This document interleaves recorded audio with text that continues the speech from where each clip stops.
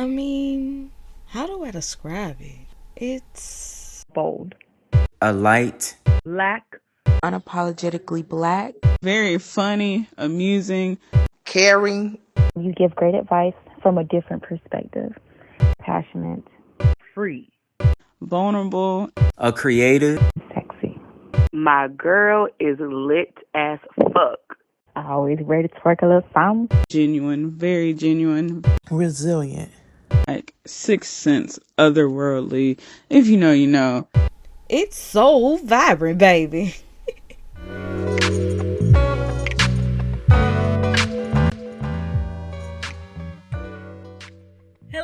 Hello, everyone, and welcome to So Vibrant, the place where music, history, and culture collide. I am your cultural storyteller and award-winning host, Lady AC. I just want to say, y'all are so amazing. I mean, my heart is so full based off the responses. The responses I'm still getting from last week's episode. I mean, from the comments to the likes and shares to people personally reaching out to me saying how they were inspired and influenced by my vulnerability of my story. It really makes me feel good to know I'm making that kind of impact and that people have learned and were able to engage with it so well. That I was able to give voice to a lot of experiences that people felt that they were alone in. Because the truth is, no, you weren't crazy. I'm sorry you were gaslit to make you think that you were, or your symptoms were downplayed or not paid attention to. I see you, because that was my experience too.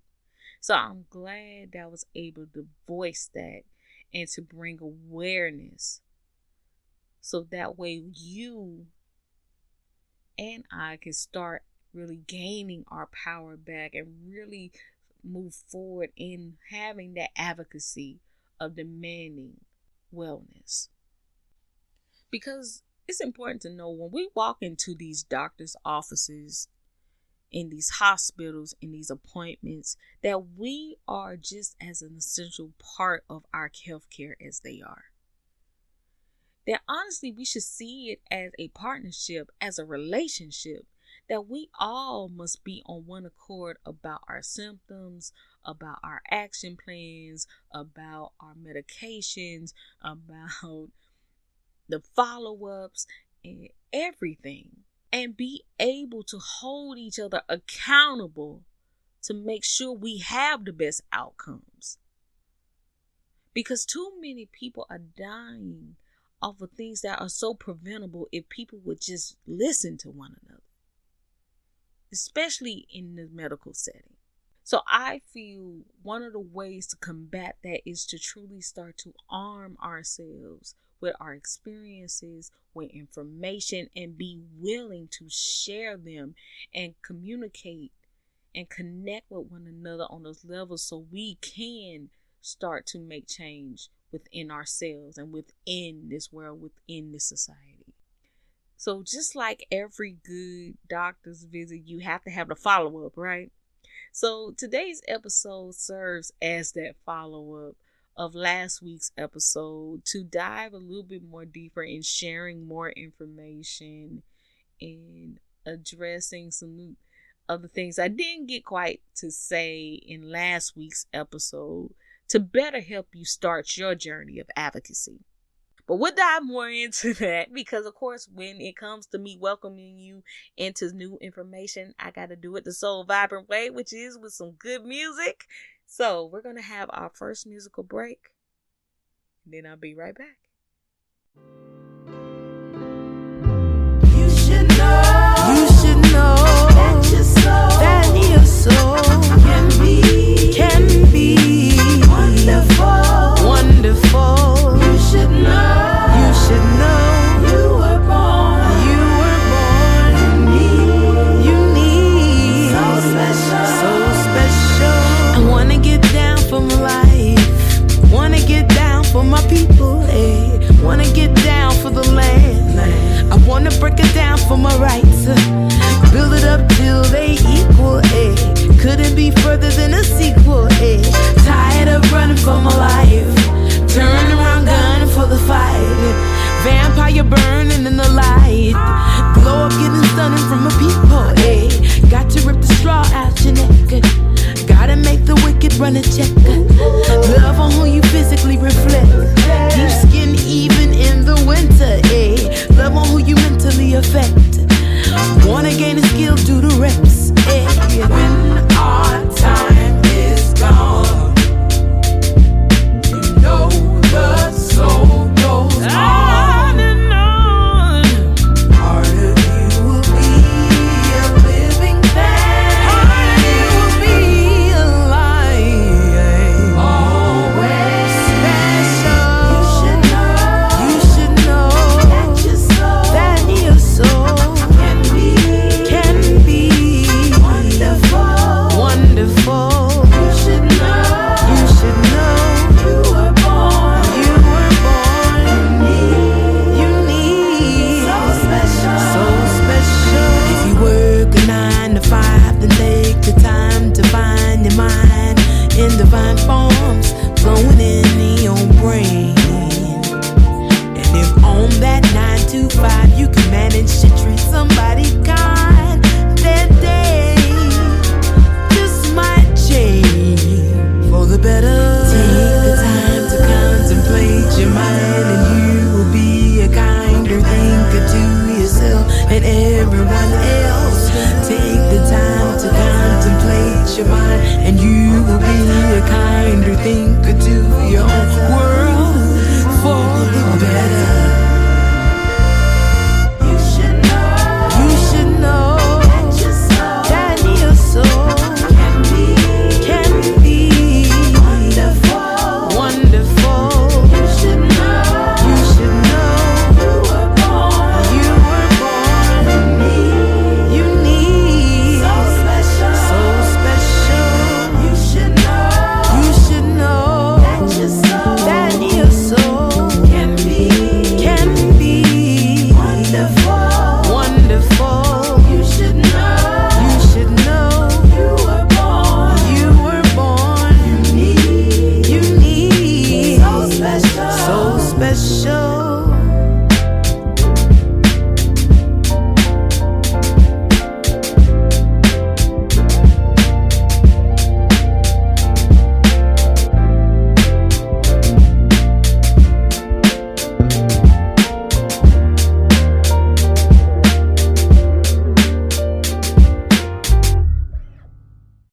And that was Andre Migo featuring Georgia Ann Muldrow and Joseph Lindbergh with You Should Know.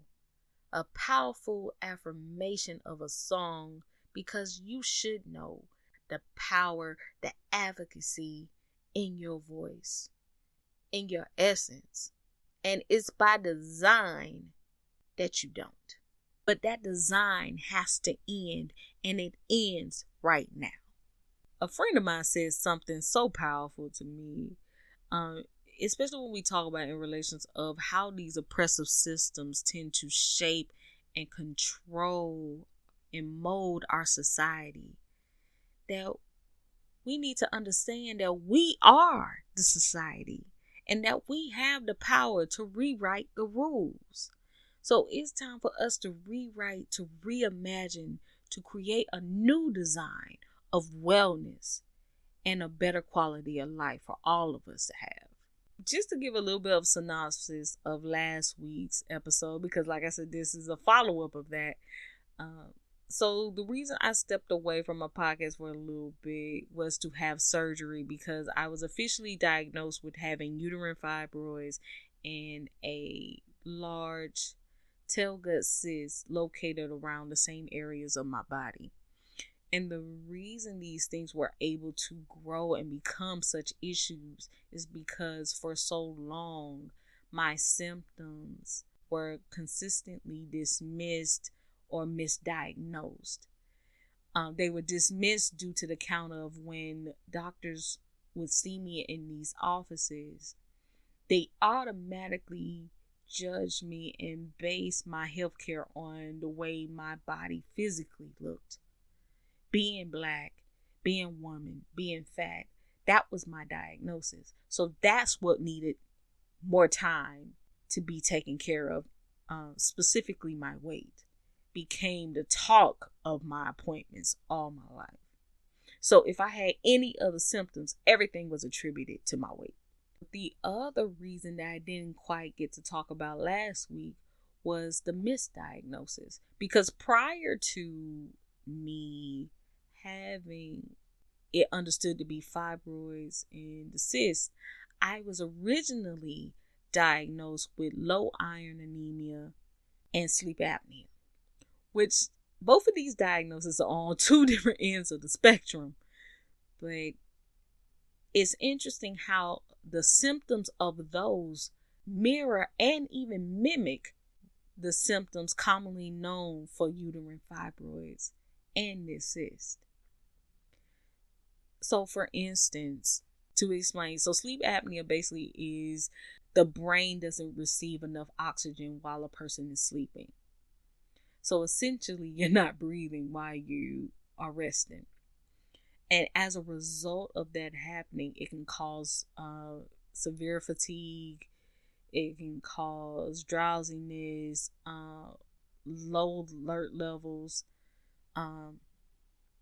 even bouts of narcolepsy where basically you fall asleep without even realizing it. However, that mimics symptom of low iron anemia, which is basically that our blood doesn't make enough iron to fulfill the needs of the body. So as a result of that, you also are fatigued, but you also more commonly are more willing to be cold. You have low vitamin D, which affects your hormones of, you having energy for your bones to be strong. And, so that leads to like joint pains and body aches and cramping. And to be honest, before I get into the symptoms, that sometimes fibroids don't have symptoms at all. So that is a thing as well. But common symptoms of fibroids can look like constipation, which my cyst it was right on my tailbone next to my rectum or colon area, which completely disrupts the way I pass through different wastes of my body. Another symptom is frequent urination, or basically having to pee a lot. And ironically, frequent urination also can be a symptom of having issues with your kidneys. And I remember prior to all this that the doctor almost misdiagnosed me with having kidney issues because they noticed the frequent urination was starting to show issues of like bouts of having protein in my urine, which shows that my kidneys what basically is a sign of my kidneys being overworked and not working enough to clear my body out. But the whole time it was once again these fibroids.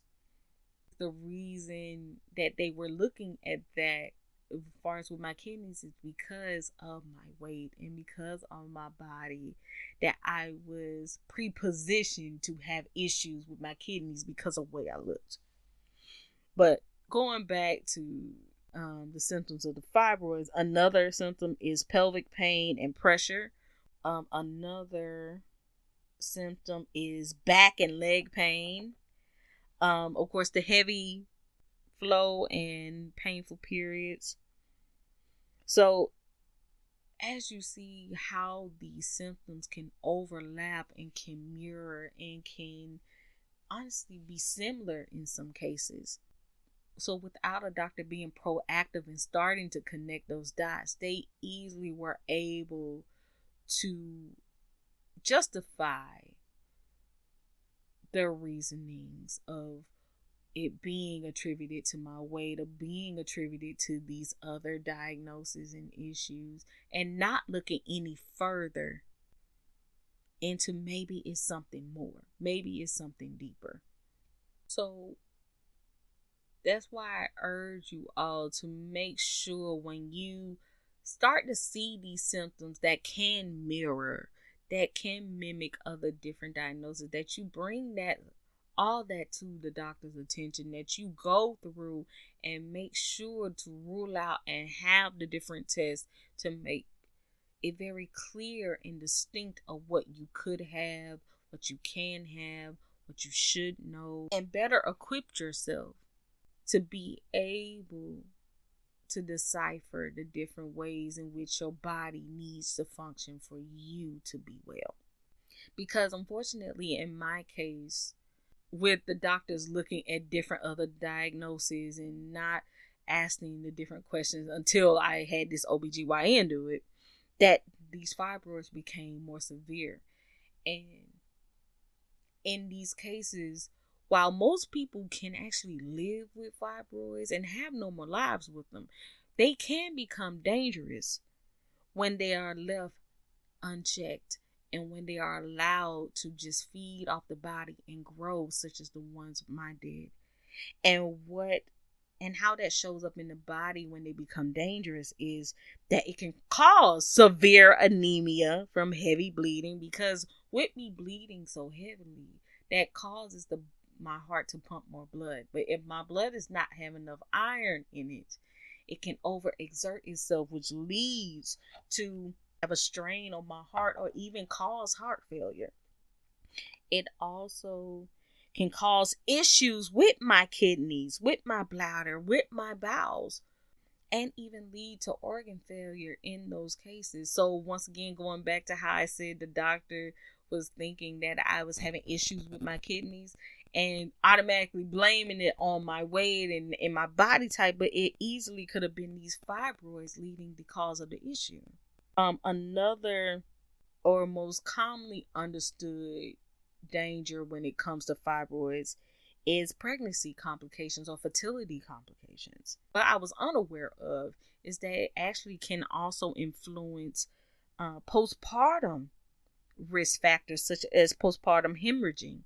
By the way, I do want to make this point too, that even if you do have any of these symptoms that I'm listing, or you have the diagnosis such as PCOS, such as hypertension or high blood sugar, blood pressure, diabetes, you still deserve quality care in the body that you have. Because last week I mentioned an article that exposed the ways that fatphobia, for instance, and anti-blackness shows up within the healthcare field. And one of the things I mentioned is how basically that the doctors would attribute so much to how that person looks, for instance, such as their weight, that sometimes they would suggest that you have to lose weight in order to get the quality care that you needed. And I can imagine some people hearing that like, well, there are some, surgeries or some procedures that they require you to lose weight. Yeah, there are, but that's not what I'm talking about. Because from the fat experience, there are people who they won't even treat you until you lose X amount of pounds. There have been experiences where I've had doctors literally walk into the room, never examine me, never listen or want to know what my symptoms are, but sit there and give me a whole rap sheet of what I need to do and where I need to go from there and how I need to do. Haven't even looked at my body or even looked at the problem that I came in for. All they saw was my skin color, my gender, and my weight. And the whole time I'm there for an earache. It's like, you might as well walk into this office and say, well, this is what your fat ass get. Here's some medication. Here's this little diet that we gonna put you on so we can help you lose this weight and be on your way. Like, they might as well have done that. And that has been the experience for people in larger bodies, for people who don't look like the picture of health, which once again is all idolized by the straight white male, which is a marker that a lot of us will never measure up to. But regardless, you deserve to be safe in your body, to be healthy in your body. And just how you look does not determine that value of health. So that's why it is very important when you start to see these symptoms, when you start to feel the different changes in your body, to start to ask these questions, to start to really research and really have this dialogue with your doctor to go back and forth when it comes to the proper testing and the proper managing of those. So in my case, the 2 tests that I mainly did outside of blood work, I also had an ultrasound and an MRI done. And the MRI was very essential in exposing what was fully going on and revealed not only the fibroid but the tail gut cyst in its entirety. What makes the tail gut cyst a very rare cyst to develop is that it's typically developed genetically, because the tissue that the cyst have formed from mimic the tissue that I had along my tailbone, along my body. So any normal or other test wouldn't be able to pick it up because they would just saw it as my regular tissue. I can remember when I was younger and I first experiencing the back pain, which was later attributed to the cyst, but I didn't know at the time. They thought I had broke my tailbone. They thought I had broke my tailbone. And so the doctor ordered an x-ray. And because the tissue of the cyst mimicked the tissue around my tailbone, it just blended in. So they didn't see it. So that's why I talked about last week's episode, how I had to carry a pillow with me, because that's what the doctor recommended. If you still feel something, if you still think there's something wrong, ask for those tests, run those tests, ask for more labs to be done.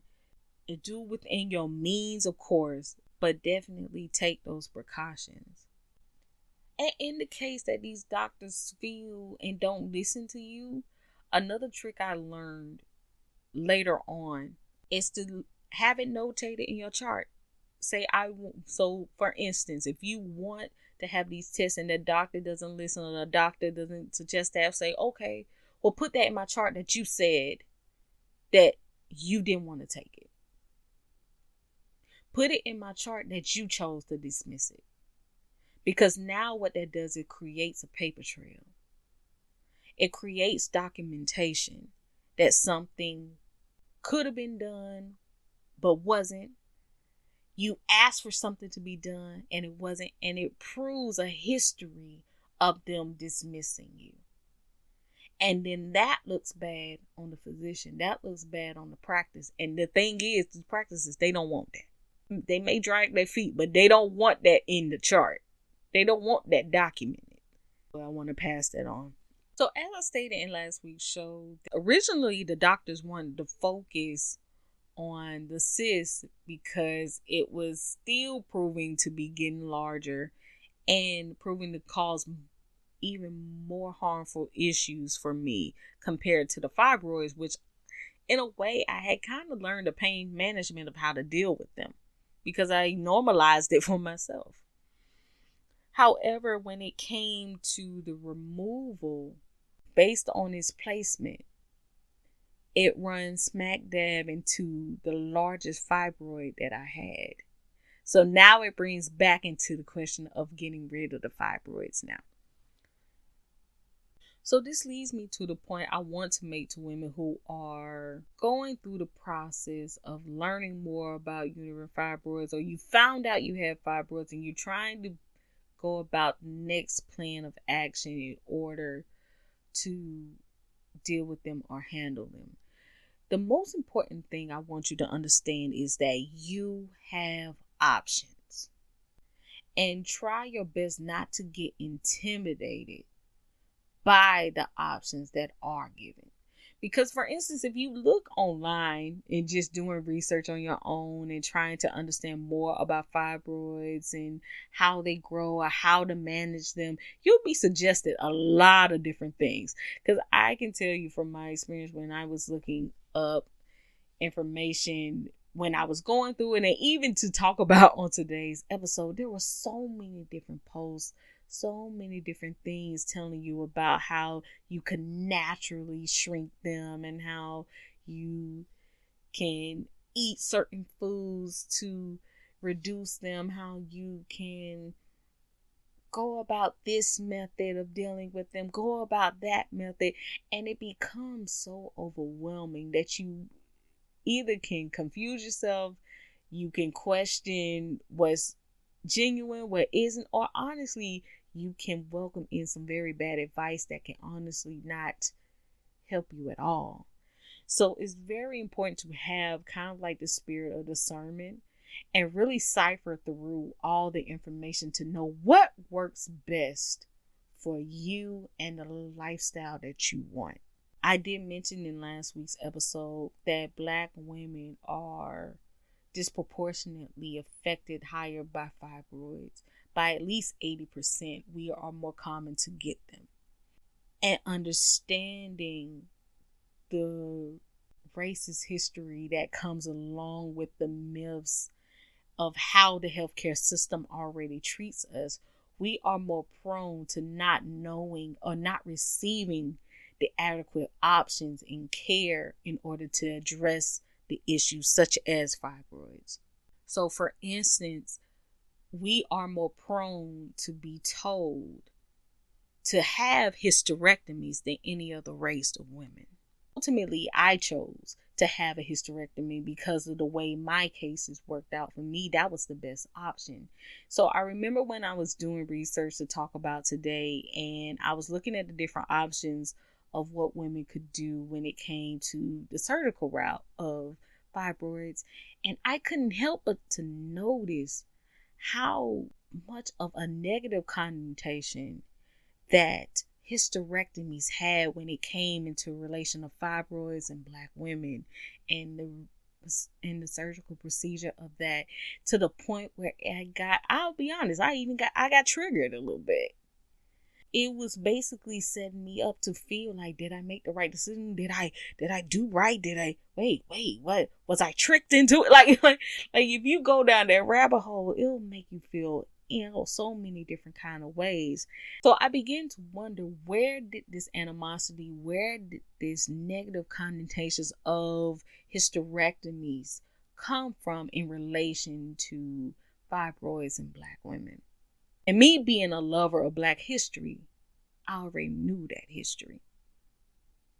Because when you go to the earliest days, to the beginning of where gynecology was first being created, white men that were in control, who are credited with this sector of health, they did a lot of their research, experimentation, procedures on enslaved Black women.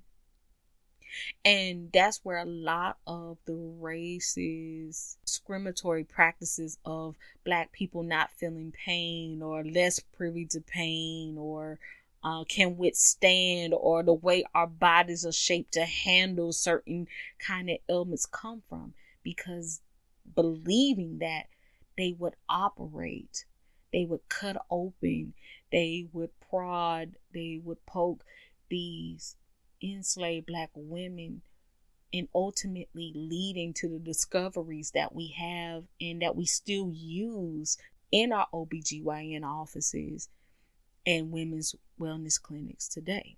And so you have the trauma of that being passed down from generations to different generations. And one of the things that affects fibroids is stress and hormonal and genetics. And it has been proven, because I remember I did an episode on this earlier in previous seasons, that trauma, that stress can be passed down genetically to each of us and be stuck within us, that makes us more prone for different diseases such as autoimmune diseases. So if we're able to develop those things like that, it's not that far-fetched to think that all these other issues that we're more prone to gaining can also happen. But going back to the history, we also move into the forced sterilization and the forced hysterectomies that happened in the 1940s. Most famously, Fannie Lou Hamer, who is one of my favorite historical Black icons, part of her advocacy was speaking out against the forced sterilization and hysterectomies against Black women because she was a victim of that. She had fibroids and went to see the doctor to take care and remove the fibroid. That's what she was aware of. That's what she consented to. That's what her mindset was when she walked into that doctor's office, was that was the action plan. Only to find out that once she left, that they had removed her reproductive organs completely. And that's where she began to learn about the practices that these doctors were taking under the code of eugenics, which I talked about this last episode, but to give more context of it, that eugenics was a fake science to prove the inferiority of us as Black people, to prove that we deserve to be treated less than, that we weren't human. And in order to act that out, they would have different practices of controlling our population so that we couldn't make more of us, that they could eventually reduce how many of us actually existed. And one of those ways was by sterilizing Black women to stop them from having more Black children and bringing more Black babies into the world, especially within the South, and particularly the states of Mississippi and North Carolina. But this happened all over the country. I do want to make that clear. It was more popular, unfortunately, in the South and in the states that I mentioned, to the point where it was nicknamed the Mississippi Appendectomy. And this practice continued from the 1940s early into the 1980s. And between that time, young Black girls all the way to full-grown Black women were victims of forced sterilization or the Mississippi Appendectomy. One case that caught national attention in 1973 was of Minnie Lee and Mary Ellis Ralph. And these two girls, under the guise of believing they were receiving more shots for their health, were actually given unauthorized birth control, causing them both to be sterilized. And how the doctors and nurses got away with that is they were able to convince the parents to sign over their consent to do that, but they knew that the parents could not read nor could they write.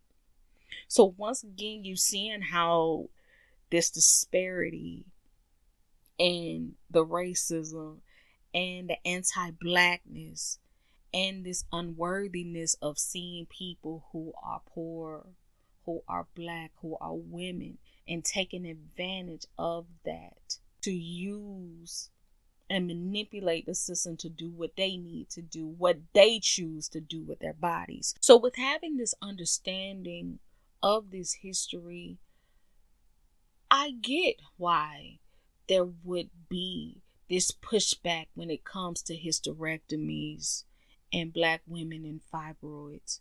While what happened between the 1940s and 80s did lead to consent laws, legislation being done to prevent these things from happening, but regardless of the laws, the attitudes, the mindsets, the feelings, they still stayed. Why they can't legally force women to have hysterectomies or operate on their own, what they can do is make that or center that as the only option. So no wonder you see Black women have this reaction to hysterectomy being the only option or the sole option, or typically the first option that doctors give. When the doctor offered me two choices of either having the myectomy or the hysterectomy, that I thought about all of this. I really had to mull over and knew what was the best option for me. And that's when it clicked that I chose to have a hysterectomy. It was so powerful for me to reclaim my body in that way. Because not only we're reckoning with this history of how the medical field has treated Black women in the name of science and health, but also within my own ancestry, there are so many Black women in my lineage whose bodies have been abused, have been taken advantage of, who have had things done to them without their consent. That for someone down that line, a descendant like me, to now have the choice to choose what to do with my body caused a shift. And I felt it. I still feel it. It felt like that I was correcting so many wrongs that was done and end up healing people, because now someone down that line had the right to choose. So for that reason, I say this to women, is that having a hysterectomy isn't a bad choice. If you choose to do that, and that is what's best for your health, do it. But as I said before, all of this, when it comes to handling or dealing with your fibroids, understand you have options. Because even with the hysterectomy, you have options within that. There are different types of hysterectomies. So for instance, in my case, I had what is called a total hysterectomy. But it gets more specific than that, because the actual procedure I had is called and please forgive me, y'all, because while I am aware of medical terminology, I am not a doctor. So I will do my best to pronounce the name of the surgery that I had. But if, to my knowledge, the actual term for the surgery I had is total hysterectomy /laryngectomy. And basically, that is where they take the uterus, the cervix, and my fallopian tubes. But the doctor made a point to preserve my ovaries. So, of everything, I still have my ovaries. For two reasons. That can apply to anybody listening to me. Me having my ovaries prevents me from going into menopause early. Where in a world where premenopause is a thing and it's starting to affect younger generations of women, like I am aware there are some women of in my age range and younger that are starting to experience symptoms of that. So it helps kind of fight against that. But also, in my case, I don't want to have children. But for any woman listening to me and who finds themselves having a hysterectomy, and if you preserve your ovaries, while you may not be able to carry or physically carry a child, you can still have one because you still have your eggs. You'll just have to most likely go the route of surrogacy or the procedure where they take the egg and the sperm, they fertilize it and they place it somewhere else for it to grow. But you can still do that. But I wonder, when people talk about hysterectomies, do they know about these options of these surgeries? Or do they automatically just see parts of them just being taken away? So just understand there are different levels to these hysterectomies. But then there are different surgeries you can have. For instance, the myectomy, where they just remove the fibroids on its own. There are surgeries where they cut off the blood supply to the individual fibroids and let them die off on their own. There are other procedures where they use radiation to take away the fibroids. So there are so many options available to you because you are the one that has to live this life. Sorry, not sorry. But in this case, I'm going to have to be selfish and be about me and what's good for what I can live with.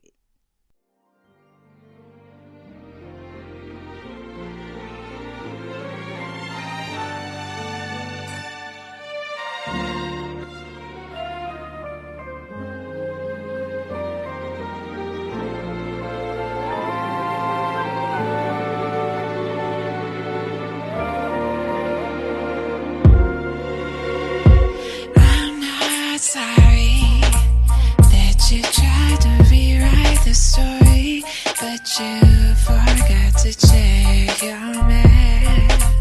I'm not sorry you don't wanna do this without me and still chose to treat me so bad. I'm not sorry, 'cause you're gonna get what you give, and what you've been given, it stays small, stay. No, I'm not sorry that all my hard work's been paying off, and I forgot to pick up your slack. I'm not your fixer, I'm not gonna spend my Saturday apologizing for your mess. I'm not your sister, I'm not your mother or your wife. I'm not your source of happiness. But most of all, I'm not sorry.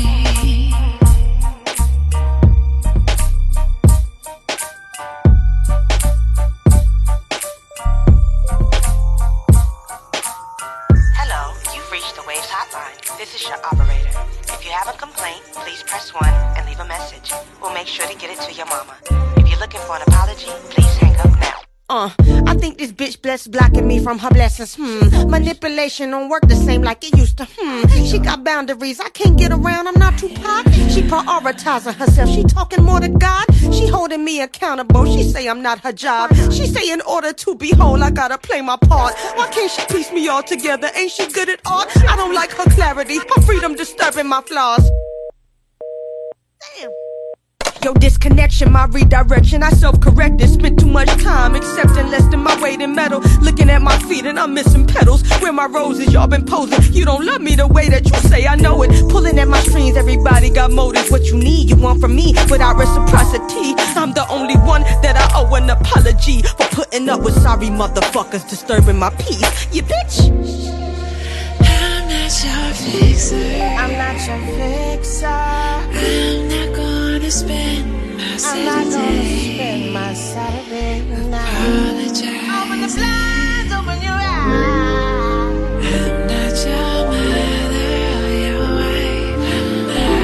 I'm not your sister, I'm not your mother, and I ain't sorry. I'm not at all, not even a little bit. Feels so good to me, I'm happy to be free and alive, and a vibe, and I'm not sorry. On a star, on a face, on a bird, on a plane. You could wish on anything, anything, but you ain't gon' baby. I'm not sorry. Sweet as I am, I'm not sorry. I feel better. I feel better.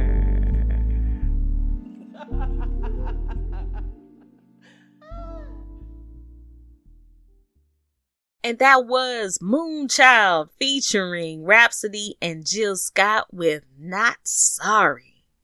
Because, baby, let me tell you, I ain't sorry about any of the decisions I had to make sure I am in control of my own happiness.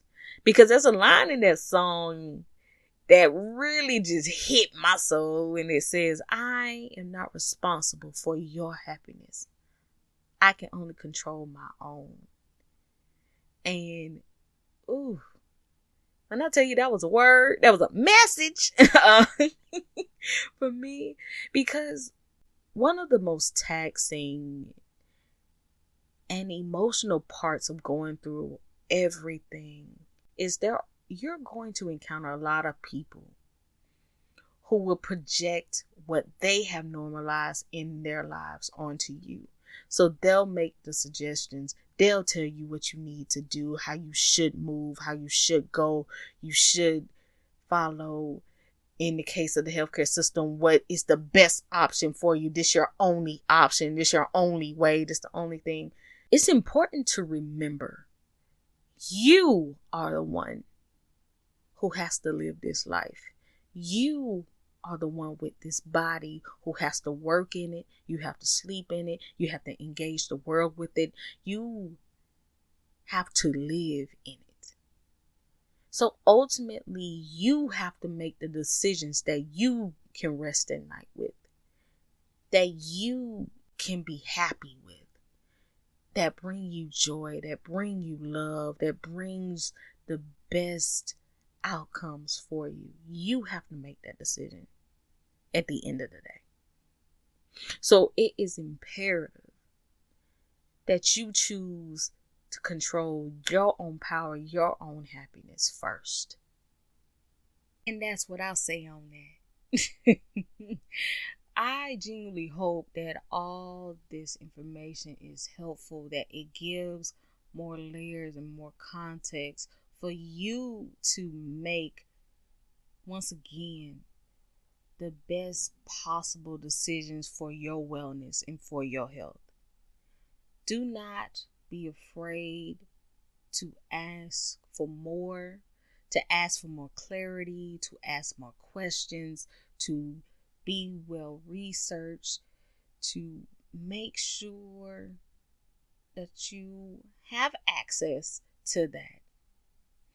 Now, I know with this pending loom that we have going on with this healthcare and all this stuff, use this energy to be more proactive and taking care of ours, taking care of each other. Definitely, I do encourage, not just to promote the show, but to share this episode so that people have awareness of this history, have awareness of these options.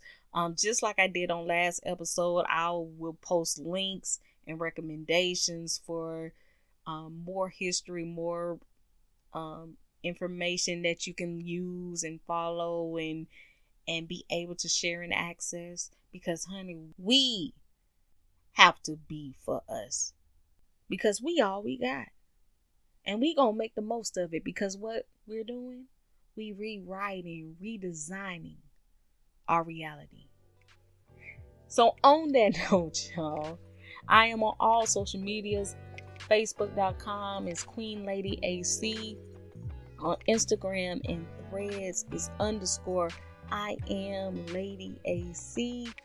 On Substack is Lady AC, and on Twitter and X it is capital I am Lady AC. So until next week, y'all, research, share your knowledge, love on each other, take care of each other, and I'll see you next week.